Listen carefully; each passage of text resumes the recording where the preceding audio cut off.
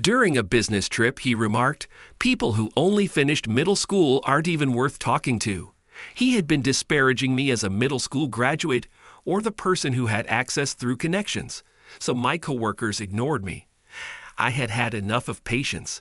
At that moment, I wanted to scream at him, but I refrained. That's because I came up with a really good concept. I told my colleague, "I'm heading home," and then I made the decision to quickly book a flight back after the business trip was over. My colleague was confronted with a surprise when I got back to the office. I'm 40 years old, and my name is Brown. Being the oldest son in a big family, I work in an office. I loved every day, even if we weren't wealthy. I excelled only in academics in middle school. I considered attending high school, but I decided against it because of the financial situation in our family. It was preferable to get to work right away. I concluded, "You don't have to worry about us," because that was my desire. I'm heading to work then. Naturally, my parents disapproved of me only completing middle school, but I persisted and began working as soon as I graduated. However, I had several challenges in the actual world because I was still unskilled. I was frequently despised because I had only completed middle school. I was employed to assist at the Chinese restaurant, but I persisted because I'm naturally tenacious. "Hey, you're putting in a lot of effort today. Don't go overboard, though." "Yes, thank you so much for your concern." Gradually, the others' opinions of me started to shift if I was the first person in for preparation or took the initiative to clean. For the first time, even a senior coworker who had previously made fun of me for being naive because of my degree began to acknowledge me. Even though I was taken aback, I was actually delighted and gave a vigorous response.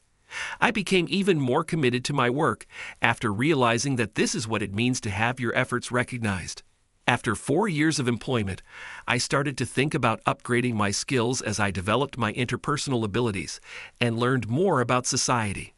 A senior coworker then recommended that I interview with a reputable local business.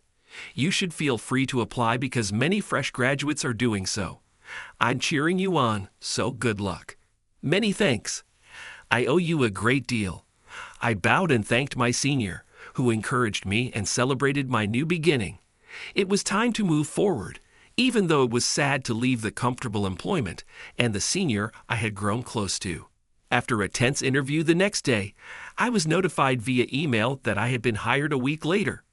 Even though I had just completed middle school, I felt that my efforts had been worthwhile. That's fantastic. You were hired by the company you wanted to work for. As if it were their own triumph, my parents said, "Keep up the good work. We're supporting you."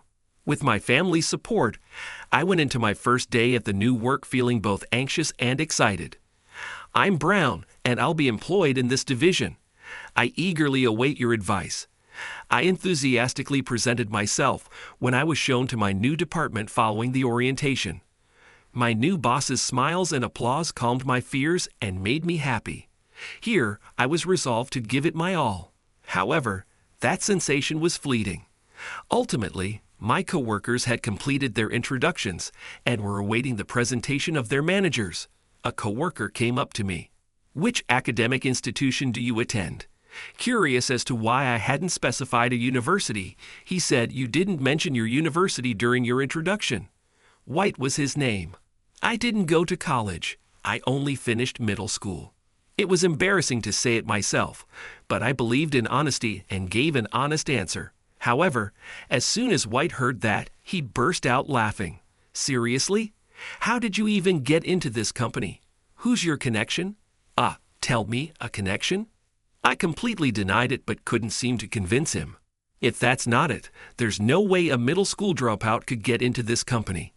Everyone else, including me, graduated from prestigious universities. I even graduated from the University of Tokyo. The University of Tokyo. That's impressive, I said, feeling overwhelmed. White continued proudly. That's right, isn't it? Everyone else got into this company based on their skills. I won't lose to you. Even though there was no competition, for some reason, I was seen as a rival. Shortly after joining the company, friction arose between White and me. "Brown and White, sorry for being late. I'm Smith, your supervisor. Nice to meet you. If there's anything you don't understand, or if you're in trouble, feel free to ask me anything. Perhaps caught up in his own work, our boss, Mr. Smith, greeted us warmly with a smile. "I'm White. Nice to meet you." Contrary to his previous attitude towards me, White responded energetically with a smile that left a good impression. Despite his terrible attitude, I found solace in the fact that our boss, Mr. Smith, made a good impression, so I decided to greet White with the same energy. Little did I know, this was just the beginning. "Good morning." The next day, as I arrived at the office, I greeted my other colleagues, but there was no response. I found it strange, but my suspicions were confirmed when White appeared, chatting with the same colleague from before walking away. At that moment, when White glanced at me and smirked, I knew for sure that something was up. He must have spread the rumor about me being a middle school grad to our other colleagues. Is this something unacceptable in this company? Is it because they think I got in for connections? I couldn't help but sigh. Then someone's hands suddenly rested on my shoulder, startling me reflexively. "Sorry, I didn't mean to startle you. But good morning, Mr. Smith." "Sorry, I just got startled." "Don't worry about it," I said as Mr. Smith, resting his hand on my shoulder, approached. However, I couldn't help but feel my face twitch, wondering if he had heard my sigh. "Lear, you seem a bit down." "Everything all right. Of course, I'm fine. I'm looking forward to your guidance as always." Feeling guilty for worrying him, I tried to cover it up with an energetic response. Mr. Smith didn't seem particularly suspicious, and we headed to the office. Along the way, however, White's hostility towards me escalated day by day. "Hey, nepotism much? Do your job properly, all right?" Every time we crossed paths at work, he would mockingly call me nepotism guy or middle school grad, making a deliberate effort to ridicule me. Ignoring him only seemed to agitate White further. Moreover, because of what he had spread to other colleagues, I was now being called nepotism guy and middle school grad by them as well. It was tough, but I used it as a motivator to excel at work. Come to think of it, this wasn't the first time. Even when I worked at the Chinese restaurant, I wasn't recognized by those around me and had to work under frustration. Thinking back on that time, I found myself getting fired up at the thought of being bothered by such minor harassment and immersed myself in work. Before I knew it, 3 years had flown by. I became competent in my job and learned to provide customer-oriented service. Thanks to that, I built trust, and now our performance is on the rise. "You're the top performer in sales again this month, Brown. You're doing great. Keep it up." "Yes, thank you, sir," I replied, feeling proud as the manager praised me. White, who overheard this praise by chance, probably didn't find it amusing. Little did I know, he was gritting his teeth in frustration. However, his resentment would manifest in the worst possible scenario. It was during the annual company trip, which happened once a year. This year, our company decided to go to Vietnam. When you think of Vietnam, you think of pho, right? I wonder if it's tasty. I couldn't help but laugh as I watched Mr. Smith already getting excited about the Vietnam trip, but I was also looking forward to it eagerly. After all, this would be my first ever overseas trip. During my student days, our family struggled financially, so even traveling domestically was out of the question. Now that I'm working and supporting my family, thanks to the company trip, I can finally fulfill my dream of traveling abroad. And so, the day of the company trip arrived. Gathering at the airport at the designated time, everyone had their carry-on bags ready, presented their passports, and boarded the plane bound for Vietnam. "It's going to be fun for the next 2 days," I said to White, who was sitting next to me. He hadn't been harassing me lately, so I assumed his hostility towards me had diminished, or so I thought. White, however, didn't respond to me. Instead, he was gazing out of the window at the scenery beyond. Perhaps he simply didn't hear me, I thought, until I noticed another colleague sitting behind us purposely addressing White, to which he responded. Feeling a bit miffed by his blatant disregard, I had thought he was starting to acknowledge me by continuing to interact with other colleagues, but it turned out that wasn't the case. This left me feeling a bit disheartened. However, I couldn't control how others felt, so I tried to switch my mindset. Just as I was doing so, he finished his conversation with the other colleague and unexpectedly directed some harsh words at me. "Don't you look down on me like you're all that. You got in here through connections, huh?" At first, I thought I must have misheard. However, when I looked at White sitting next to me, he was sneering at me. Realizing it wasn't a mishearing, I shot him a sharp glare. What's with this sudden change in attitude? And to say that I simply got in through connections? Again, after not putting me down for a while, it's beyond despicable. Then, to add insult to injury, White continued with some outrageous remarks. "Talking to a middle school grad like you isn't even worth it. Since our precious Vietnam trip is going to be wasted on you, just book a flight back." Unbelievably, he was telling me to book an immediate flight back once we arrived in Vietnam. It seemed that what he had been discussing with the colleague behind us was about this, as I could hear White and the colleague chuckling together. Usually, I channeled that frustration into my work, but now, we were on a company trip, and to hear such nerve-wracking comments during what was supposed to be an enjoyable trip with everyone made me furious. What's wrong? Can't say anything when you're told the truth. White's words, delivered in a way that only fueled my anger, shook me with rage. At that moment, something snapped inside me. I had thought that I was relieving the stress of White's harassment by focusing on work, but perhaps without realizing it, I had been accumulating resentment. While pondering this, I found myself considering those words. "All right, I'm out. Take care, okay?" Suppressing the rage that was about to explode, I squarely faced White and said it. White couldn't quite grasp my response at first and seemed bewildered for a moment, but soon interpreted it as sour grapes. "Ha, I'll make sure to tell Mr. Smith and the boss about it, that you went back home because you felt sick." Seemingly intent on attributing my turn solely to feeling unwell, White continued to cackle in a crude manner. Following his lead, colleagues from the seats behind joined in the mockery. And so, 6 hours after our departure, we all safely arrived at the airport in Vietnam. After retrieving my carry-on bag, I immediately excused myself from the group and booked a flight back home. Mr. Smith, noticing my absence, scanned the area while asking White, "Do you know anything?" White just smirked, as if it were his time to shine. "Brown said he's going back to book an immediate flight back. He ain't feeling too well. If he's unwell, why didn't he go to a hospital in Vietnam? And why no report to me? What the heck's going on with him?" Mr. Smith, suspicious of my unusual behavior, expressed disbelief, unable to fathom the situation. Seeing White's dissatisfaction, Mr. Smith felt compelled to report my absence to the manager.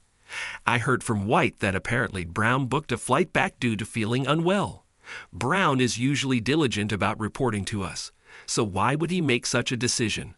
He could have received treatment at a hospital in Vietnam.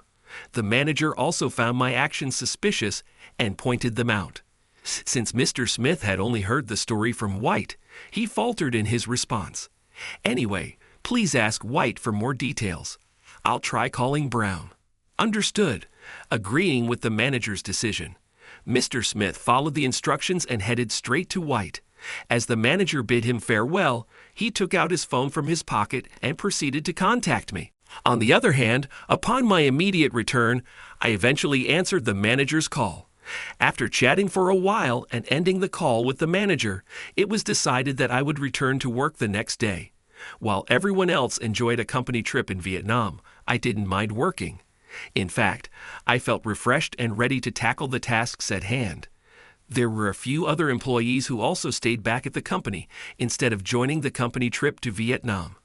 As I eagerly anticipated White's inevitable downfall and patiently awaited his return, I couldn't help but feel a sense of satisfaction. 3 days passed, and the day finally arrived to finish work while the others were on the company trip.